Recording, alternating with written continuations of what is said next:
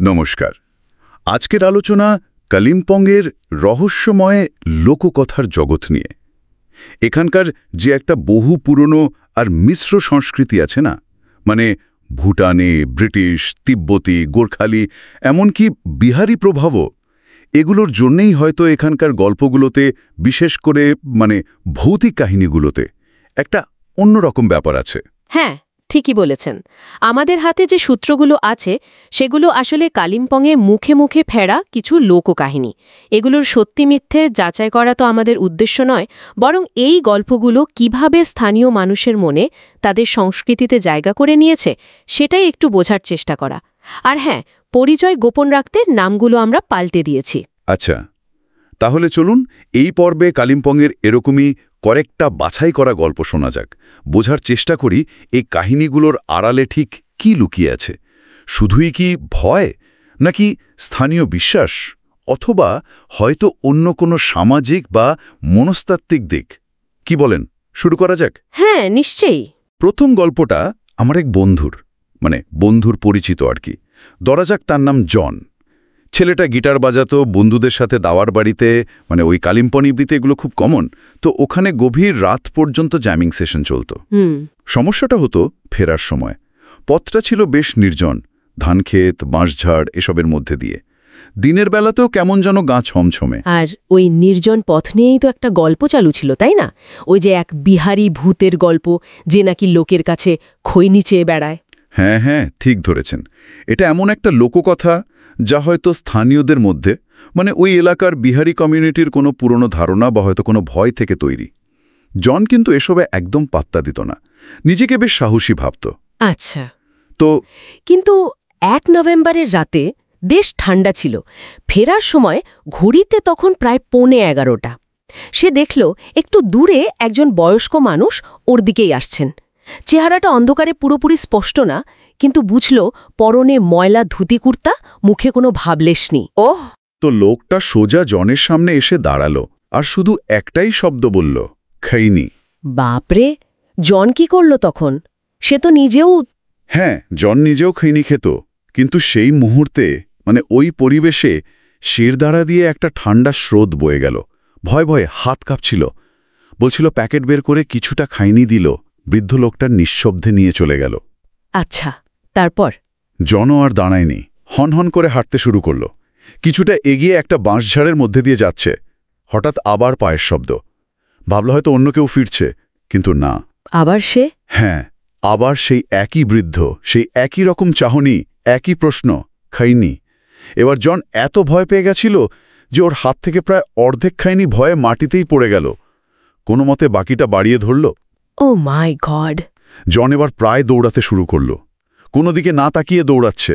কাছের একটা চেনা বাড়ির সামনে পৌঁছে হাঁপাতে হাঁপাতে ভাবল, যাক, বাঁচা গেল এবার, আলো দেখা যাচ্ছে। কিন্তু তখনই মনে হলো কি যেন ওর দিকে তাকিয়ে আছে, স্থির দৃষ্টিতে। ঘাড় ঘোরাতেই দেখে দরজার ঠিক বাইরে, বারান্দার আলোয় স্পষ্ট দেখা যাচ্ছে সেই বৃদ্ধ হাত বাড়িয়ে আবার খৈনি চাইছেন। বলেন কি, একই লোক তৃতীয়বার? হ্যাঁ, জন আর থাকতে পারেনি, চিৎকার করে অজ্ঞান হয়ে গেল ওখানেই। ভয়াবহ অভিজ্ঞতা তো। পরে যখন জ্ঞান ফিরল? পরে বাড়ির লোক ওকে ভেতরে নিয়ে যায়, সুস্থ করে। সে তখন ঘটনাটা জানায়। এই অভিজ্ঞতার ট্রমাটা এতটাই গভীর ছিল যে জন সারা জীবনের মতো খৈনি খাওয়া ছেড়ে দেয়। দেখুন, এখানে শুধু ভয় নয়, একটা অদ্ভুত পরিণতির দিকও আছে। ভয়টা এমনভাবে গেঁথে গেল যে একটা পুরনো অভ্যাস আচমকা পাল্টে গেল। কে জানে, হয়তো অবচেতন মনে খৈনি নিয়ে ওই নিজেরই কোনো দ্বন্দ্ব ছিল, যা এই ভয়ঙ্কর অভিজ্ঞতার মধ্য দিয়ে বেরিয়ে এলো। সত্যি অদ্ভুত। ভয়টার একটা শারীরিক বা আচরণগত প্রভাবও পড়ল। আচ্ছা, এরপর নিশ্চয়ই জন আর ভূতের গল্প নিয়ে হাসাহাসি করত না? মনে তো হয় না। কিন্তু সব গল্পই কি এমন ভয়ের হয়? সব অলৌকিক ঘটনার পেছনেই কি ভূত থাকে?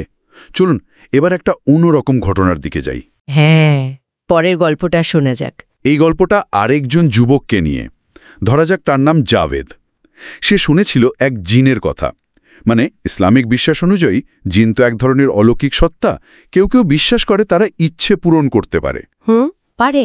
তো গুজব ছিল একটা নির্দিষ্ট নির্জন রাস্তায়, জঙ্গলের ধারে নাকি সেই জিনের দেখা পাওয়া যায় রাত্রে। আচ্ছা, আর জাভেদ তার কি দরকার পড়ল জিনের? জাবেদ তখন খুব খারাপ অবস্থায় ছিল। চেন্নাইয়ের কাজটা হারিয়ে বাড়ি ফিরেছে, বেকার, পরিবারের আর্থিক অবস্থাও ভালো না, মানে খুবই চাপে ছিল ছেলেটা। বুঝতে পারছি। তাই সে মরিয়া হয়ে ওঠে, ভাবে যদি জিনকে খুঁজে পাওয়া যায়, যদি সত্যি সে ইচ্ছে পূরণ করে, তাহলে তার কাছে টাকা পয়সা চাইবে, মানে এটাই যেন ওর শেষ চেষ্টা, শেষ ভরসা। খুব স্বাভাবিক। তারপর? সে গেল ওই রাস্তায়। হ্যাঁ। কয়েক রাত গেল, জঙ্গলের ধারে অপেক্ষা করে, কিছু হয় না। চতুর্থ রাতে, তখন প্রায় 2:45 বাজে, বেশ অন্ধকার, সে সত্যিই দেখে জঙ্গলের ধারে সাদা পোশাকে একটা অবয়ব নড়াচড়া করছে। ও, তাহলে সত্যিই জিন। জাবেদের তো বুক ঢিপ ঢিপ করছে, কিন্তু মনের জোর আনল, উপায় নেই। ভয়ে ভয়ে সে ওই অবয়বটাকে অনুসরণ করে জঙ্গলের একটু ভেতরে ঢুকল। দেখল সাদা মূর্তিটা ওর সামনে ঝুঁকে আছে। কি সাংঘাতিক!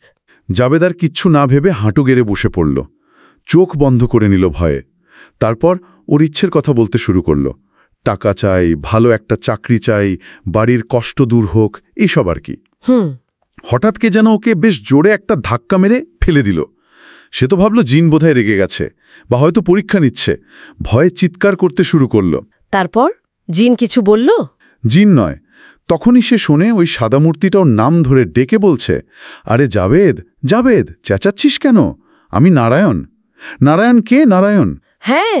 চোখ খুলে জাবেদ দেখে তার সামনে দাঁড়িয়ে পাড়ার মুদি দোকানি নারায়ণ ভাইয়া, হাতে একটা জলের বোতল। বলেন কি? মুদি দোকানি জঙ্গলের ধারে অত রাতে, মানে আসলে ব্যাপারটা খুবই সাধারণ। জানা গেল নারায়ণ ভাইয়ার বাড়ির শৌচাগারটা কদিন ধরে খারাপ ছিল, তাই তিনি বেচারা রোজ ভোরে উঠে ওই নির্জন জায়গায় যেতেন প্রকৃতির ডাকে সাড়া দিতে। জাভেদ অন্ধকারে জলের বোতল হাতে নারায়ণ ভাইয়াকে জিন ভেবে বসেছিল। আরে বাবা, এ তো দারুণ ব্যাপার। জিন খুঁজতে গিয়ে পাড়ার মুদিকে খুঁজে পেল, মানে ভয় আর নিজের ওই ডেসপারেশন সব মিলিয়ে কি কাণ্ডটাই না ঘটিয়েছিল ছেলেটা। ঠিক তাই। দেখুন এখানে কি সুন্দর বোঝা যাচ্ছে, যা আপাত দৃষ্টিতে অলৌকিক বা ভয়ের মনে হয়েছিল, তার পেছনে লুকিয়েছিল একটা অত্যন্ত সাধারণ, লৌকিক, মানে খুবই জাগতিক একটা কারণ। জাভেদের মনের অবস্থা, ওর ওই মরিয়া ভাব, তার সাথে রাতের অন্ধকার, নির্জন পরিবেশ, সব মিলিয়ে ও যা দেখতে চেয়েছিল হয়তো সেটাই দেখেছিল বা ভেবে নিয়েছিল।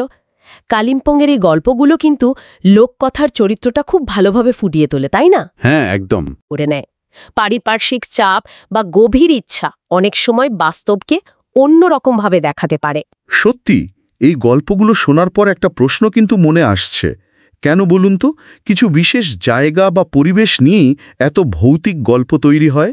এর কারণ কি শুধুই সেই জায়গার ইতিহাস বা নির্জনতা, নাকি পুরোটাই আমাদের মনস্তত্ত্বের খেলা? মানে যা আমরা জানি না, যা অস্পষ্ট, তাকে নিজের মতো করে ব্যাখ্যা করে হয় ভয় পাই, নয়তো রহস্য তৈরি করি। হ্যাঁ, সেটাই। আর নারায়ণ ভাইয়ার গল্পের মতো এমন কত অপাত অলৌকিক ঘটনার পেছনে খুব সাধারণ, হয়তো একটু মজাদার কারণও লুকিয়ে থাকে, যা আমরা হয়তো খেয়ালই করি না বা করতে চাই না। এটা কিন্তু সত্যিই ভাববার মতো একটা বিষয়। অবশ্যই।